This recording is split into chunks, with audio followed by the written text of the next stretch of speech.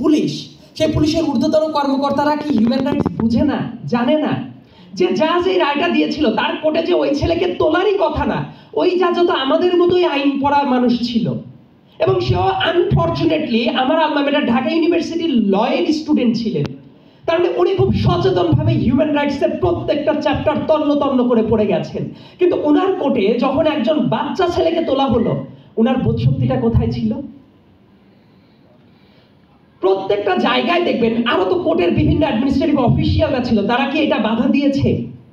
এবং তাদের পর যখন টর্চারটা চালানো হয়, এটার পরে ওই টাইমে আমি লেখালেখি করছিলাম ওই পার্টিকুলার অ্যাক্টিভিজমটা নিয়ে আন্দোলনের ভেতরে।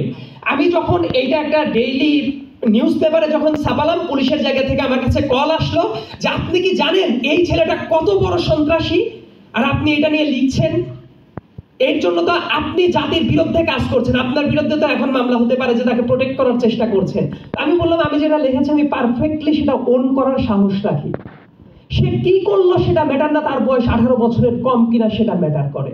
তাহলে দেখেন এই যে এই সিস্টেমের ভেতরে জাজ, পুলিশ এবং প্রত্যেকজন মানুষ তারা জানা শোনার পরেও তারা এই কাজটা করতে পারে নাই। ঠিক আছে, দোষ স্বৈরাচারী শেখ হাসিনার, কিন্তু তারপরে হাসিনা যখন পালিয়ে গেল তারপরে কি শিশুদের গ্রেপ্তার করা হচ্ছে না? উত্তর হলো হচ্ছে। এই কথাটা দেখবেন অনেকে বলার চেষ্টা করে না। আমি সুস্পষ্ট একটা উদাহরণ দিচ্ছি, ঠিক গত সপ্তাহের ঘটনা। গত সপ্তাহের একটা ঘটনা, কক্সবাজারে তার বাবা যুবলীগ করতো, অবশ্যই তার বাবা একটা সন্ত্রাসী ছিল, এই ব্যাপারে কোনো সন্দেহ নাই। কিন্তু তার বাবা সন্ত্রাসী ছিল জন্যই এসেনশিয়ালি তার বাবাকে আপনি বাড়িতে না পেলে একটা 14 বছরের শিশুকে অস্ত্র মামলা দিয়ে ধরে নিয়ে যাবেন এবং তাকে 7 দিন আটক রাখবেন, তারপর তার জামিন পেতে হবে 7 দিন পরে। এই কাজটা কি হওয়ার দরকার ছিল?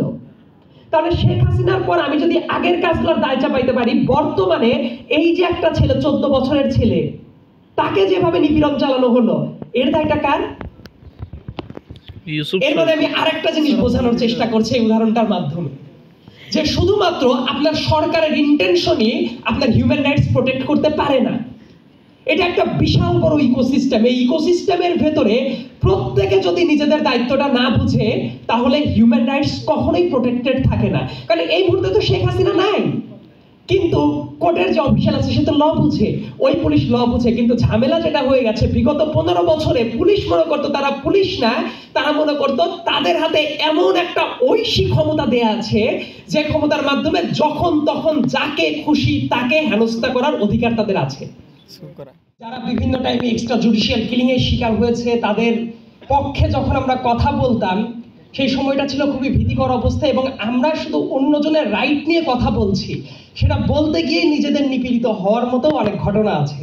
তো যাই হোক, মুক্ত বাতাসে যেহেতু কথা বলা যাচ্ছে, সেই জন্য আমি বাংলাদেশের যারা যারা রাস্তায় নেমে এই মুক্ত পরিবেশ অর্জনের জন্য ব্যবস্থা করে দিয়েছে, তাদের সবার প্রতি কৃতজ্ঞতা জানাচ্ছি।